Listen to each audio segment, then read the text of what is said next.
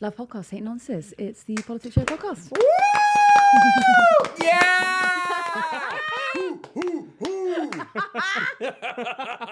Divina is back on PoliticsJOE. So that is Ed Campbell.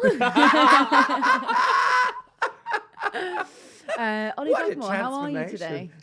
I, Ollie Dugmore, am having a fabulous day. Well, I was until Ava showed up. No, Oh! I probably shouldn't shade you when I'm on your audience. When we're in the office, it's my audience. No, they really don't like me. I wouldn't worry about it. They really hate me. Don't Honestly, worry, you know we're how all like friends Trump's... here. No, we're not. You know how Trump's doing that whole DEI thing? Yeah. Like people The are literally... DEI thing, yeah, I'm aware. No, people I'm are honestly aware. commenting like DEI about me being on the podcast. What, you're the DI hire? And I'm actually okay. So do you know how like Italian people became white after 9/11? Do you know that theory? Yes. Yeah. Sadly, yes. Carry on. The white straight woman. Yeah. I would say that we are now like in the same sort of category as white straight men. Discuss. I mean, I'm not going to comment on that, actually, the more I think about it. I think it depends if you vote for Trump or not. Yeah. If I could. Oh, shivered Well, down my Reform are spine. nearly in, aren't they? Yeah. So, you've got your vote card ready for them, haven't you? Well, it's a couple of years, isn't it? Oh, So yeah, they're- that's true. But when are the next by-elections? When do they happen? coming up actually. Yeah. Yeah, but not for us, unfortunately. Not in our region. Although actually, you might have one coming up. Oh, in Manchester. Well, I wasn't going to give away where you live, but Yeah, okay, all right. let's just, That big Not much city of a that no one's heard secret. of. Yeah. just give it away. It's like a little village, isn't it? You know. Do you have shops there now? Okay, so sorry. To be serious, so we're with Connor Clark. What is your title? Content editor at Gaystar News, which, despite not having Joe in the name, is part of Joe. Yeah, I know. A lot of people find that very confusing, but we are part of it. They do find that confusing. There's also a girl on Twitter called Charlotte Gill who investigates all these links. She thinks that everyone, What? she thinks if there's a company link, then it's really, really suspicious. I'll send you the thread So later. I'm the suspicious object in When this she finds situation. out that Gaystar News is owned by Joe, it's going to blow her world up. Well, now you've put it on our radar. She probably wasn't going to look before. I put loads of stuff on her radar. Oh. Honestly, sometimes I just give her a help. I give her a little hint. I'm like, you're so far off. You're like Kim Kardashian when she drops the hint that she's single and then she proceeds to just say, I'm single. Your hint is not a hint. It's a direct reference. Yes. And Davina McCall is with us. Oh, not Divina McCall. Divina De Campo is with us. Sorry, apologies. How would I describe you? Like, what's your sort of, Gob on a stick. Oh, no. Dancing lollies. Oh, I like that. Old bag. Okay. Yeah, that kind of thing.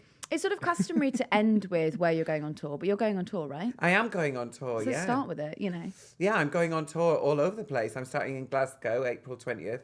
And then I'm going to be all over the country, all through April and May, finishing off the weekend of the 7th, 8th and 9th with the RVT on the 7th, Birmingham on the 8th and Manchester on the 9th. Okay, so you just have to remember the audience. Yeah. When you say RVT, do you Oh, mean the Royal Vauxhall Okay. Tavern. A very of iconic course, London sorry. venue. It is an iconic gay venue. I know, in but London. respectfully. Yeah. I mean, if you've ever been to the sauna, you'll know where it Oh, is. Which, to be fair, a few people on this audience just might have. It was visited by Diana, wasn't it? It was. It was. Yeah. Yeah, Diana has been in there. She went with Freddie Mercury and she was in disguise, I think. Really? Yeah. I didn't know it was with Freddie Mercury. Yeah. We were talking in the office on St. Patrick's Day.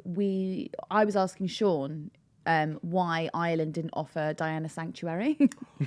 Do you not think she's quite Irish adjacent? Like, I think that she's got quite Irish energy because she was sort of the outsider of the It's royal just family. never entered my head, if I'm and- honest. The thought that Ireland should have offered Princess Diana sanctuary. Weirdly, I've never laid in bed and think about it. I don't think you're thinking properly. This palace. Yeah, that's true. I feel like if Surrey had offered a sanctuary, that would have made sense. Do you think? Yeah, just being that she was part of the aristocracy before she got married but to this is Charlie. It's like... Facts don't matter. Well, to be fair, they don't in the world we live in, hon. This is very true. This is very true. We now have Trump, don't we? Which is nice. Yeah? I've really enjoyed it. Yeah, I had a full. Oh. So I'd been growing my hair. This is like a gay thing, isn't it? when you reach peak gay crisis, you just cut all your hair off and bleach it. And that's exactly what I did the week that Trump got elected. Really? I took a pair of scissors that I bought in B&M and chopped all my hair off and bleached it all. Yeah, but I got 1 million views on the reel, so it was worth it. Worth it for the content. Oh no, she was asking us if we saw the content. We were both like, this is news to us. Oh, well, we've just fallen Did you know into the you trap. cut all your hair off? Yeah, I did. I know. Peak gay crisis. But that's what we all do, you know. You've got no control over anything externally, so what can you control? Well, I'll cut all my hair off. Where is your hair if it's not external? Well, you haven't seen all of me. I did ask before we started if I had any hair hanging out my nostrils. Did you? But, you know, apparently Well, he not. didn't mind, did he? He still came on the podcast. I'll let you get that one because I'm going to get several more by the time we're done. So I'll let you have your little win on this occasion. You were quite nice to me this morning. Backhanded. Remind me. Struggling to remember. In the kitchen, he said to me, oh no, you look nice today and I haven't dressed up, which is basically... Oh God, I did say it. I was trying to think of how I could deny it, but I did say that. You did. But it was more as a diss at myself. Self-deprecation actually turned into a compliment for Ava. This is actually going to be a politics podcast. Yeah, let's Just get in to case it. anyone's... Let's dive in for the love of God. if anyone's still here. Well, I do This feel is I do feel like Trump is a good place to start. Yeah. Since you brought it up, not us. I feel like. What are your thoughts on how the first? I feel like... What What are are your thoughts? thoughts? Oh, Hey, that's how you do an interview, Wow. Ava. You just Yeah. make it about yourself and then flip it. That's a lot to unpack, isn't it? There's a lot to unpack, but how are you feeling 3 months into the year? Like it's all getting worse. Like it was bad when he got back in, and everything that he's done since has just made everything kind of has compounded how much worse everything is. I mean, America is already such an unequal society, and then what he's doing is he's dismantling all the structures that were there to support those people who were at the bottom. He's dismantling all of that. So that then the people at the top can just become even more exponentially wealthy, which is nice. That's good, isn't it? It's a good blueprint if, say, you were a newly Keir Starmer. elected Labour What? government. Absolutely. Because if you'll remember, back during just before the November election in America, Labour did actually send a couple of helpers over to elect Kamala Harris. And I suppose what they were doing over there was, instead of assisting electing another Democrat administration, they actually were just looking around for ideas of, What can we do? oh, private healthcare, is it? How can we get a little taste of that? Well, we just found out, didn't we, that Wes Streeting is the minister who's had the most funding from private health companies out of everybody in Parliament. That's nice, isn't it? Well, I don't really see the problem with that. He's only the health secretary. What could go He's wrong only there? in charge of the NHS. We actually had I had Angus Hanton in earlier, who was speaking to me about how we are sort of America's partner, and we're very subservient to them. We sort of acquiesce to them, and he was talking about how Blair opened the door to all of the private healthcare, the sort of how NHS now depends on American medications in order to continue functioning, and that's the private aspect of it. Do you not think that as a blueprint would be quite good to widen out and blow right up? Think about how much money we could all make. Except I don't think it's us that would be making. I unfortunately... Yeah, but you've got all those shares in GSK, haven't you? Or I something, just sold them. I failed on this, haven't I? If only I'd kept all of those shares. I know. Yeah. I mean, it is that, though, isn't it? It is just I mean, what's he called? The hollow pencil guy. Oh, that could be any of them. So Rees-Mogg's dad wrote a book about how Hollow to pencil basically dismantle the British state. And they're basically just following that blueprint of you underfund everything so that then it becomes unmanageable, it becomes unfit for purpose. And then you say, oh, well, we need to give it to the private sector so that they can run it. And then that just means that there's no social systems at all, and it's all run by for-profit companies, which is nice. or not. I love the way you make yourself laugh with this stuff. And you say This hysterical. existential dread. Yeah. Yeah, well, you might enjoy that this Angus Hanton this morning said that actually Thatcher would be horrified at what we've done with neoliberalism. And as the doyenne of neoliberalism, that's quite frightening, isn't it? Yeah, well, the thing that, even she didn't try and take away people's child credits, their child maintenance grants, because she understood that if you are a woman who is stuck in an abusive relationship, very often that's the only way that you have any access to money to get out of that. That's the only way that you can protect yourself, and you can squirrel some of that money away so that then you can escape.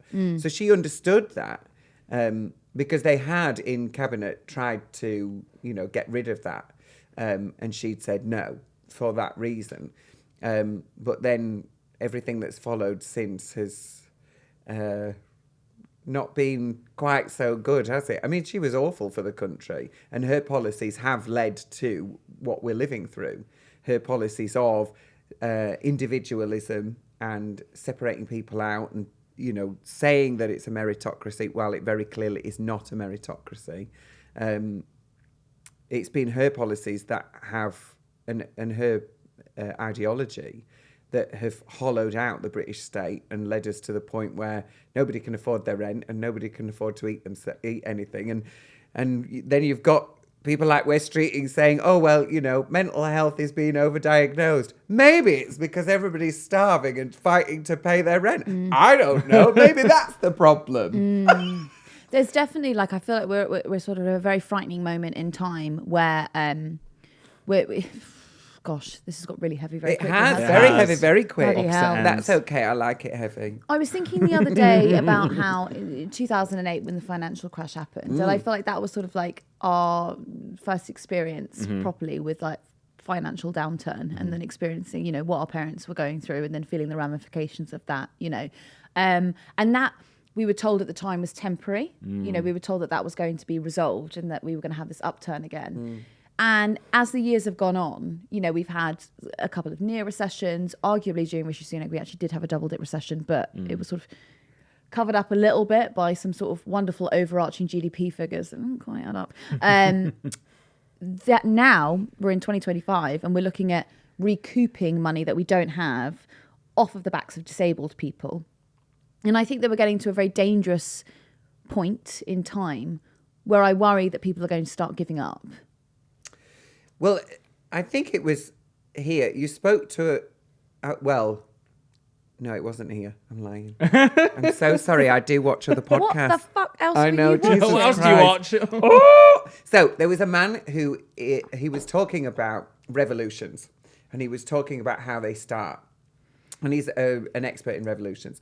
So he's written this book about it. And it's basically when the bourgeoisie start to feel the pressure, because those at the very top are extracting so much money from those at the bottom that those in the middle, their living standards start to get squeezed.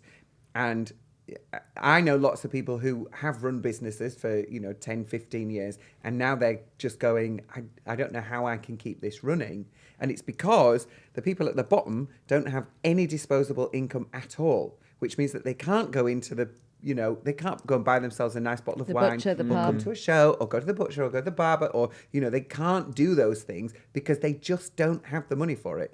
I was talking this afternoon about the closure of, if you look around London, LGBTQ bars are closing down at an extraordinary rate, and it's because of that, because the rents are so high, and yet the wages have not kept anywhere close to the rise in the cost of living.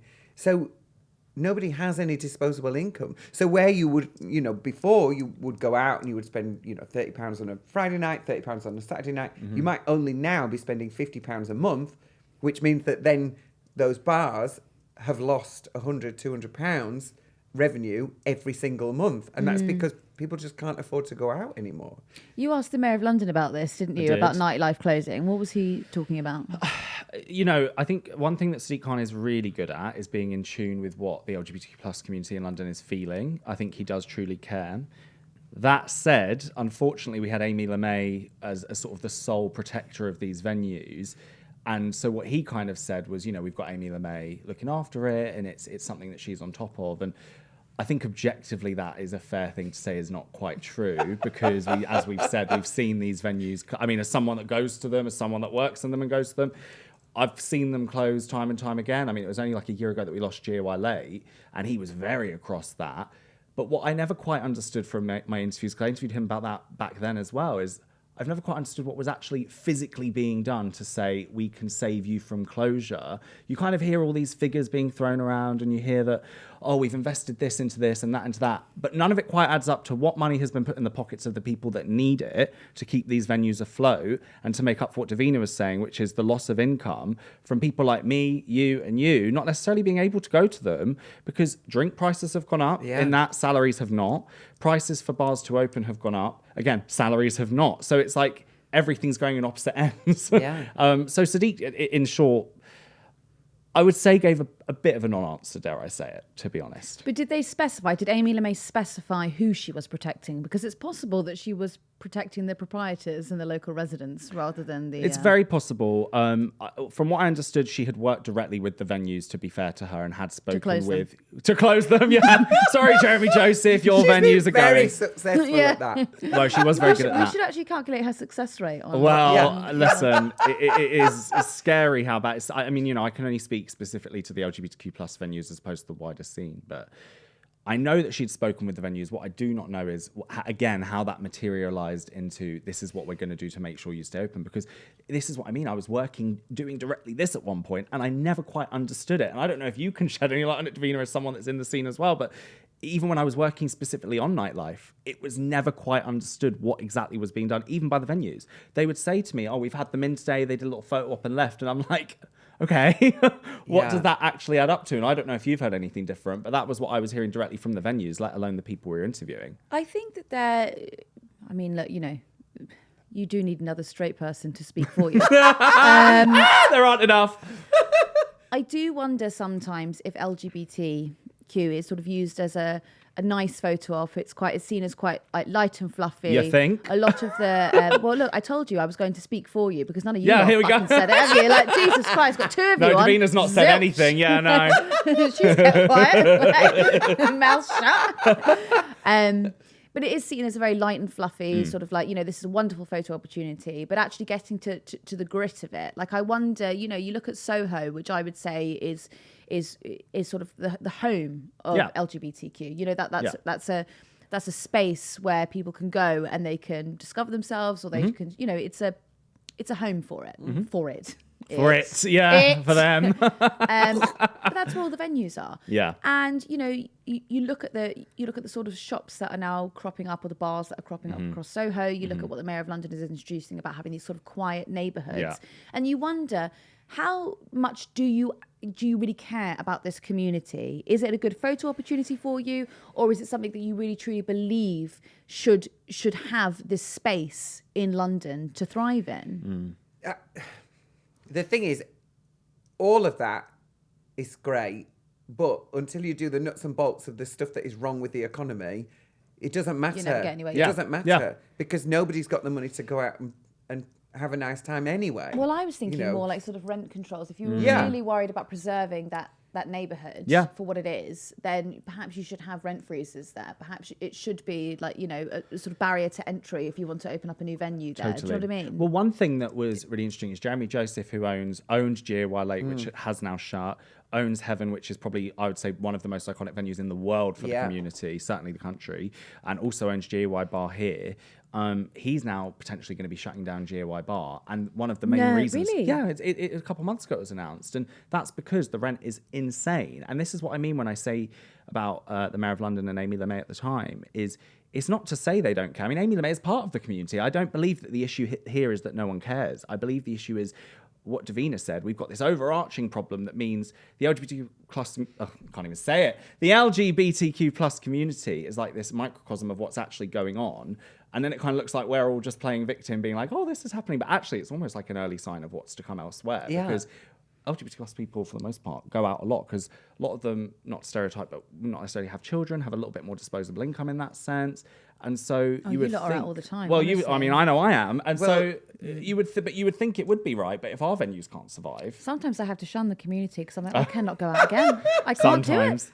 do it. Can't take anymore. But I used to live in Stoke-on-Trent, and I think if you want to know how the economy's doing, you go to somewhere that is quite deprived, like Stoke. Stoke used to be, you know, in the early 90s, it was the nightclub mecca for the Midlands. People would bus in from Manchester and Nottingham and Birmingham and, you know, from the north. They would come from all over and bus in to Hanley. And then as times have gone on and the people in Hanley have got poorer and then other scenes have grown up, that has died down. The median income in Stoke is vastly lower than everywhere else. And there is no nightlife scene in Hanley anymore. And it used to be a thriving. And it was, because of the it pottery. had 4 3,000 capacity nightclubs. Wow. 4. Wow. In a tiny, that's what I mean. People used to bus in Yeah. to Hanley to go and party. But the area had money. I went up there Yeah. during the election and it was Jonathan Gullis's constituency I went to. And It was, thank God. Bye, John. I genuinely could not believe, like I was on one of the smaller high streets and we were filming there. And I looked up and I saw a sign for Shore Starts, which obviously hasn't been around for quite some time. And I thought, Christ, like fuck me, how long has this high street not been renovated in? If one of the storefronts still says Shore Starts, Yeah. do you know what I mean? Yeah. But it used to have the pottery industry there, Yeah. right? And slowly, one by one, they've closed. We're now importing everything from, Malaysia, which is fine. That's what happens. That's business. But it only works if you then, as a government, have a strategy for then developing business in those areas, which they just don't. There is no business strategy for the country. There's no, okay, all of this happens in London. Great. Now, how do we help develop the rest of the country? You know, and that's one of the problems. So you see that in that microcosm in Stoke, that you start with this amazing, thriving environment that then, because wages haven't kept up, and then slowly things are closing down, which then means there are less people because they don't come into town, you know, and then they did a compulsory purchase of thousands of houses, and then the money dried up because it was 2007, 2008. So none of those houses got built. So you've extricated all of those people from the town centre, you've completely demolished half of the town, and then there's nothing left. So there's nobody coming into town, and then it's just, you know, poor business planning as well. Well, on that last point, so everything you have just listed, I totally agree with, and I'm on board with. One person I spoke to when I was in, anyway, I was in one of the high streets. He goes, well, the problem is you can't park anymore on the high street. And I looked around and I went, what would you be parking for exactly? Yeah. What are we coming into town for? It baffled me. But that's because the council allowed places like Marks and Spencer's to buy up some land outside of the town and then develop it with the proviso that the Marks and Spencer's in the town stays there for the next 5 years. Well, of course, those 5 years are up. You've got your Marks and Spencer's outside of town with the parking, which is free. So then if you're a 50-year-old woman, why am I going into this town? I've got nothing to go in there for. And the bigger one's always better. Exactly. Yeah, you know that. There's a big Marx's here. There's a Matalan next door. There's an Asda. There's, you know, a B&Q or whatever is also on I this. don't need any of that. I'm in M&S. M&S and I'm home. That's but enough. also the bigger ones, you're getting the value products as well. Do you know And what I'm you've got talking food about? In court those as little well. inner city ones, you're not getting that. Exactly. You can do a whole food shop in M&S at honestly half the price of Sainsbury's. Oh, yeah. If you are at a bigger one. Finding the yellow Do stickers. you know what I mean? Oh no, I'm not even Not on even yellows. that, no. Just on the basic range. Oh, I just finished touring. That was like our game. Yellow stickers. Yeah. Yellow Do you sticker. wanna hear The something? little yellow sticker club. I used to do yellow stickers at Waitrose. Really? I did. I love that. Honestly, Wow. people were like flies on shit with me. Yeah. I'd come out with the gun and I'd be like, yeah. She's got the gun, Just follow stand her. there, stand there. Honestly. Don't let them in. Don't let them in. I'd be standing there, my little Waitrose penny, like, oh yeah, do you like that? I can so imagine it. 38p, beans sprouts, right? Oh my God, 38p. Tesco are actually getting rid of yellow stickers altogether. Really? But wait for it, they're going to give away all the food for free. Oh, that's nice. That's really good. That's really good. I like So, it. like local charities. No, you can go in and pick it up. Oh, You can go in wow. and pick it up. But I have to say, I don't know if you've ever... I would never get a yellow sticker Tesco item if I could help it. Yes, it's usually a little bit further down the line than other brands at times. You do look at it and you go, It's a bit Jesus, someone misty already on the eaten packaging. But yeah. Yeah. The ham looks like a sort of UKIP meetup. Like it's not like UKIP meetup. Where do you pre-plan these? I refuse to believe that's off the top of your head that you just came up with. The ham looks like a UKIP meetup. Well, credit where it's due, Ava. Credit where it's due. Yeah. Look, we haven't really spoken about Labour's No, cuts. sorry. We Derailed everything. Well, look, we've spoken about the problem at large. Yeah. Mm-hmm. But I would like to talk to you about the cuts. Where to begin? What was your first reaction when we heard, I guess the rumblings began at the beginning of last week, but the big news came this past Wednesday, that Labour were going to go after the people who take the most, arguably. Those bastards on, Those getting fucking between- wheelchair users. How dare you? Honestly. Have you heard that they get between £1,000 to £9,000 a year? Some of them. I know. Some of them. God forbid Blooming someone heck. that needs some money might have it. Yeah. Honestly, what a concept. Yeah, and then they've got the audacity. Some of them actually want to go to work in a car that's I know. accessible. God. The Some of them some of them want to wash their hair. Have you not heard about that? Do it's they? crazy. Yeah. Some of them might want a cleaner because they can't clean. Who could need that? No. I don't think you should have any dignity under a Labour government. None That's at not what all. you'd be voted for. Well, we're getting there, don't worry. I voted for change. Well. What was your first reaction? They're nuts. They're absolutely crackers. Like, inequality keeps getting bigger in this country, and it's because we've put the burden for the most of the problems. So the 2007-2008 crash, who paid for that? Not the people who instigated, not the people who caused it, not the people at the top, all the people at the bottom. They were the people who, your taxes have got to go up. We're not doing this. We're not funding that. We're not funding this anymore. We're not going to do this anymore. So since 2007, everything has got worse for everybody at the bottom. And when you look at the stats of, potentially how many people have died because of austerity, it's conservative estimates are between 120,000, and then at the top end of the scale, you're looking at 330,000 people. Like, in any other scenario, you would be talking about this is a genocide. This has been a class warfare against the worst off in the country. And that's exactly what Labour are continuing to do. Rather than saying, you know what, over the last 15 years, those people who've got loads of money have done extraordinarily well. They have increased their wealth massively. And then through the pandemic, that was the biggest transfer of wealth that this country has ever seen. Particularly through the pandemic. I think that's the big shock. While most people were struggling and they were on a stipend, the people at the top, their back pockets got so fat they can't even sit down. Yeah. So then you go, all right, we've been through this horrific crisis.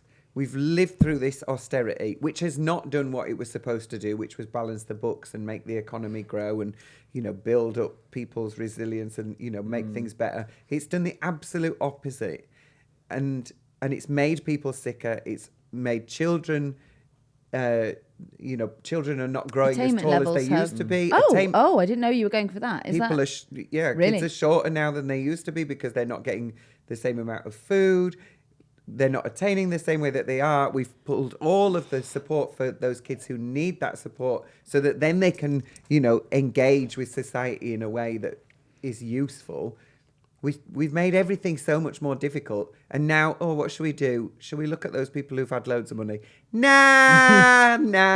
Because I go golfing with Gary. And if I do that, we won't be on the Christmas golfing. card list anymore. Yeah, well, to be fair, Gary shouldn't be claiming PIP, should he? No. He's going golfing. Bloody Gary. Yeah.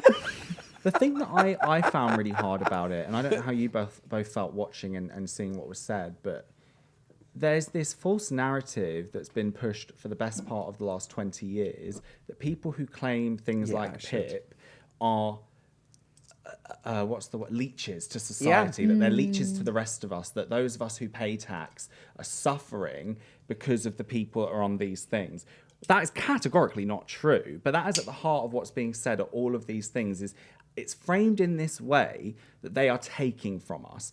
And the reason I find that crazy that Labour is the one that has done this is because I almost feel like they've seen the Tories behaving in the way that they did for 14 years, and they've just suddenly been almost conditioned into that same mindset that, well, of course it couldn't be the rich that we're going to tax, even though you've got millionaires begging for it, literally begging to be taxed. Instead, they're like, no, someone who maybe can't even get to the kitchen sink without assistance are the ones leeching off the rest of us. And the flattest point that was sort of being bandied about it was on Tuesday, wasn't it, when those millionaires drove the bus around London saying tax us more.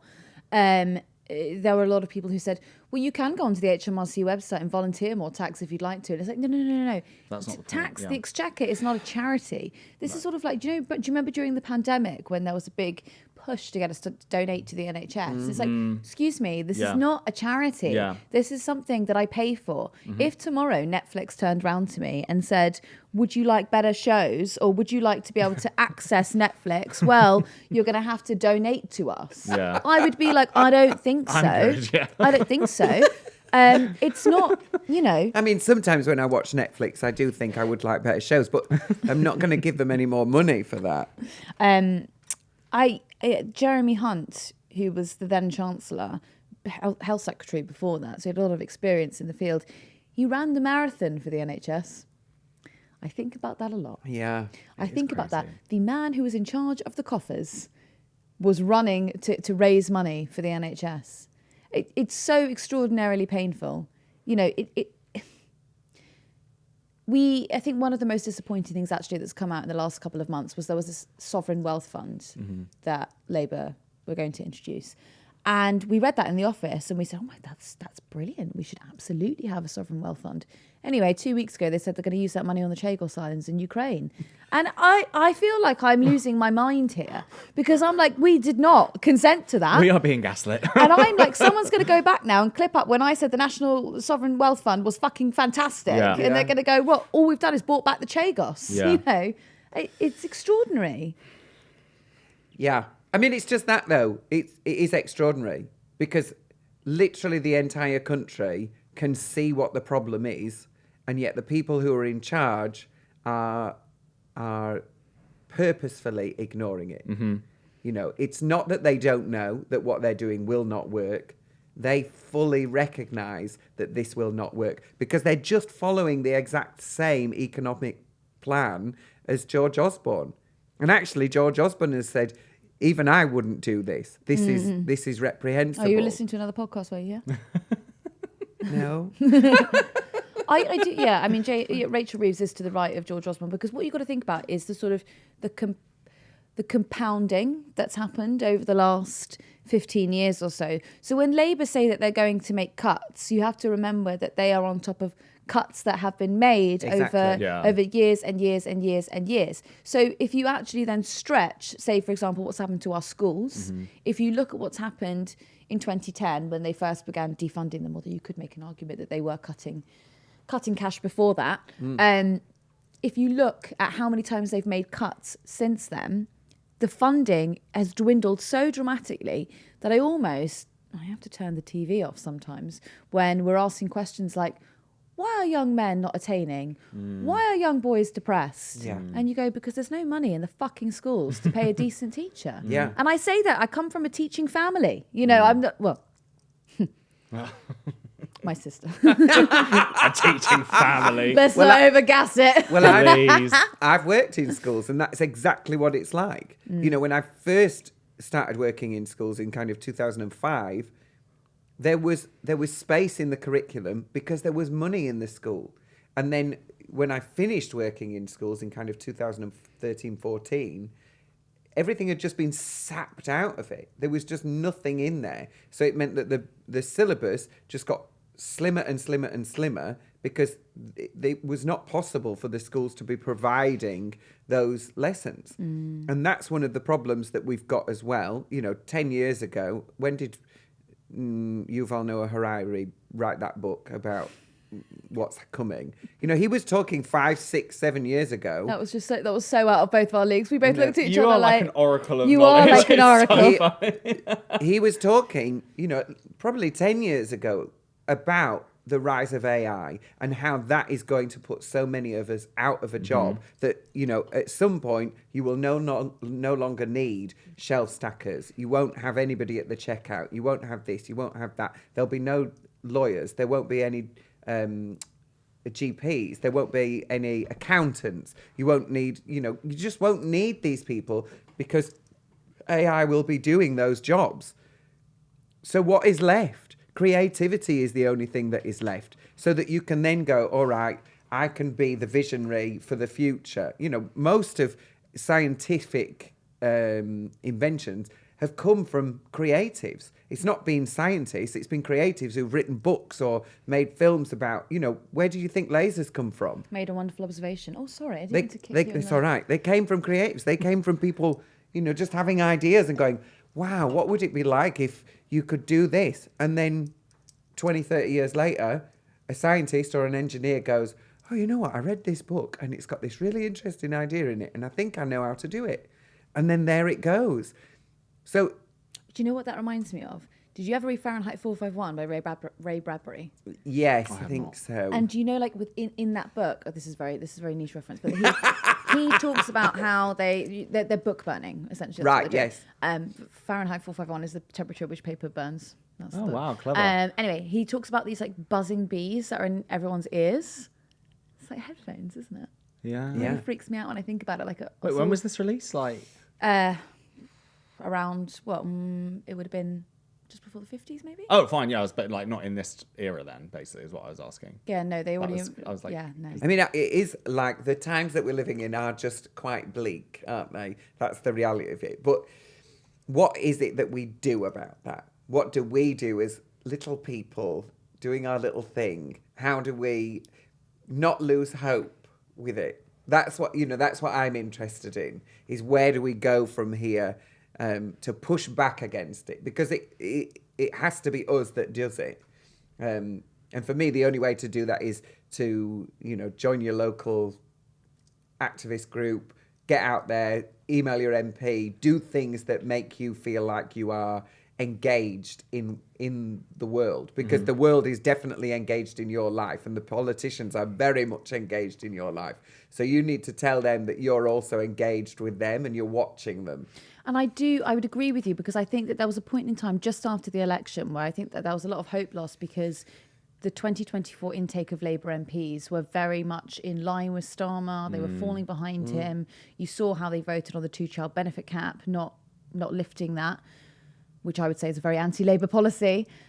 I think that the tide is turning on that. I can see the splinter groups forming in Labour, and I do think that if you're going to write to your MP about things like the winter fuel, about PIP payments, I do think it is mounting.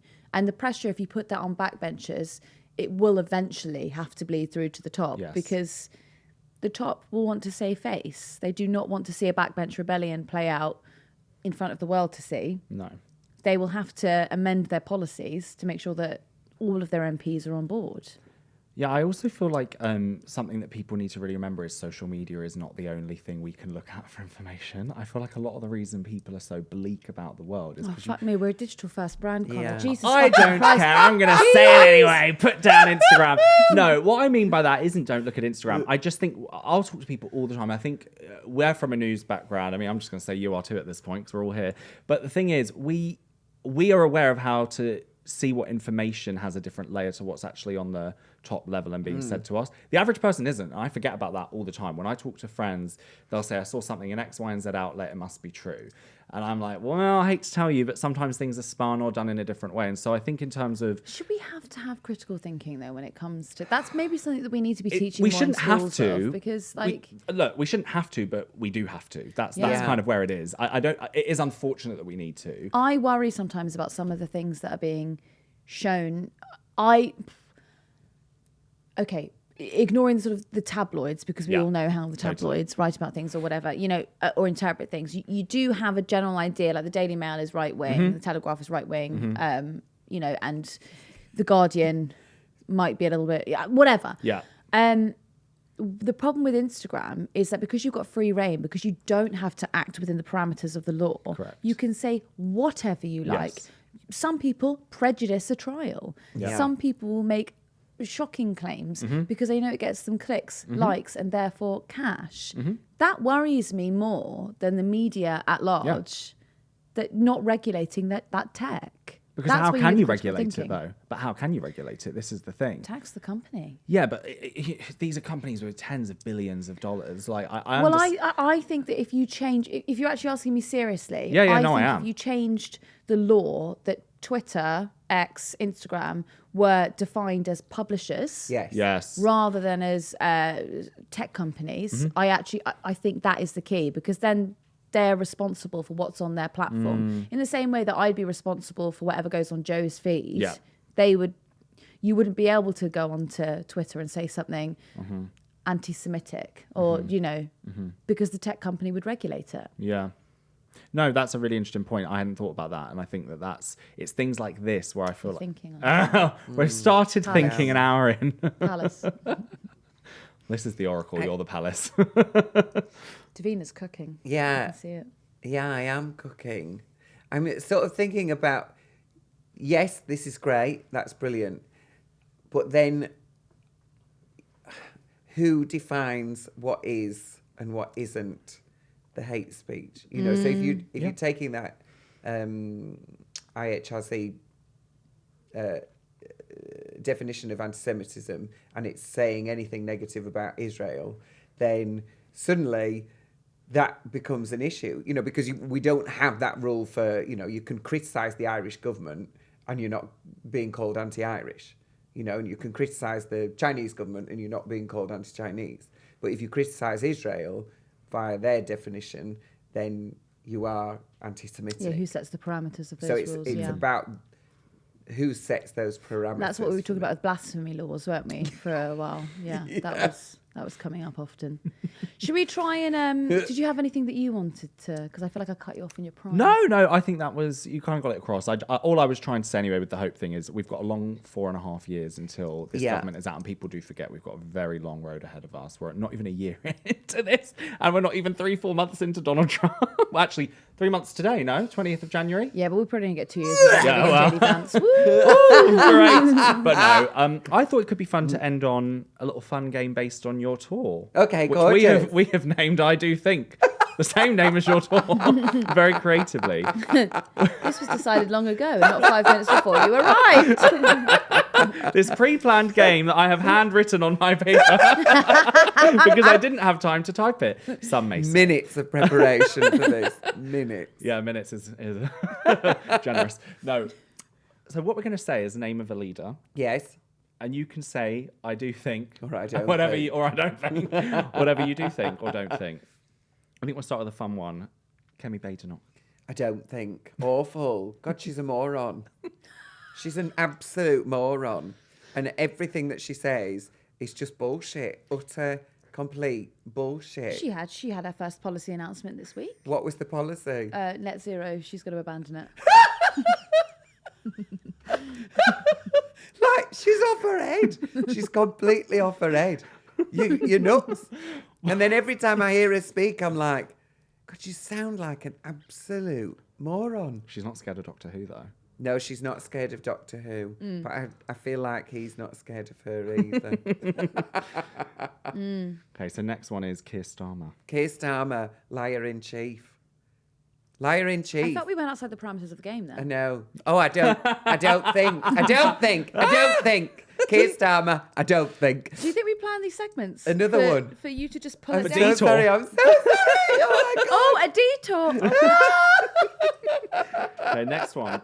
Carla Denyer and Adrian Ramsey. Carla Denyer and Adrian Ramsey. Do you know who they are? I do know who they are. Carla Denyer was the winner of University Challenge this past year, and Adrian Ramsey opposed the construction of pylons for renewable energy in his constituency. Oh, God. See, this is the problem, is that they're so close, but they're just not good enough. Do you know what? And I have been in situations like that. Just last night. Thursday night trade. So close, not good enough. On your way, thank you. Like, they're so close, but they just don't get the media ecosphere. They just don't get it. They're too nice and they're too, facts. You're not going to pull all of the people that you need over to your side with facts because they don't listen. You need to make them feel. And what you need to make them feel is that people like Jacob Rees-Mogg are robbing you blind. Farage is robbing you blind. That's what they're doing. They're stealing your money and they're ruining your lives. Nigel Farage would say that he was not actually stealing your money. Just as a right to reply. Yeah, I think that of course. Farage They would say that they're not doing that. No. But like their intention, their entire economic intention is to steal from you. When they're talking about deregulation, what they're talking about is you don't get any holiday, you don't get your maternity pay, you don't get any sick pay, you don't get any protection at work. They can sack you whenever they like. That's what they're talking about. They're not talking about bendy bananas. They don't give a shit about bananas. What they want to do is screw you over. And that's what they need to be saying to people. And nothing wrong with a little bend. No, I love a little bend. I think I'm proof of that. It's my favourite. Next one is actually someone you just mentioned. If you want to, if you want to read my bright blue hand. Nigel Farage. He looks like Toad of Toad Hall to me, and he's exactly the same. He's in that motor car going, vile, a comedy man of the people. I'm so upset because that's what my parents used to say I was like driving my car. Oh! Well, you and Nigel have that in common. Okay, I don't know if we've saved the best for last. Maybe the most in the news for last. Donald Trump. Donald Trump. Oh, God. I don't think. Awful. But again, there's nobody good enough to oppose him. Like, who is there who is going to stand up and make people feel rather than just go, yeah, well, actually, the economy's doing really well. Do you know what? Do you know who I could actually imagine would be quite good in place of him? A billionaire that would be willing to put their money where their mouth is. Yeah. Away from Medicare, away from Medicaid, and straight back into the big corporations. I can think of one. That's how we can stimulate the economy. Who are you thinking of? Taylor Swift. Where is she? Well, come on, save us, Taylor. The world Better is calm burning. down. It's actually, you need to calm down. Oh, so close. Honestly, some people. So close so far. Well, it's been a real joy having you Sorry in. about that. It's a gorgeous time always coming here. Yeah. I have been very heavy though, haven't I? What- Oh, she's been so heavy. Don't do it. Don't do it. Well, do you know what? What a joy. What a joy. What a joy. He was here. I have physically been here, yeah. Divina De Campo on tour. Can go and buy tickets. We'll put the little link in Yeah. bio. Connor Clark. Not on tour. Not on On the tour. tube to work. You should go and follow Gay Star News, 100%. where you'll find him in some capacity. Please don't find me. Okay, thanks. Love you. Bye. Bye.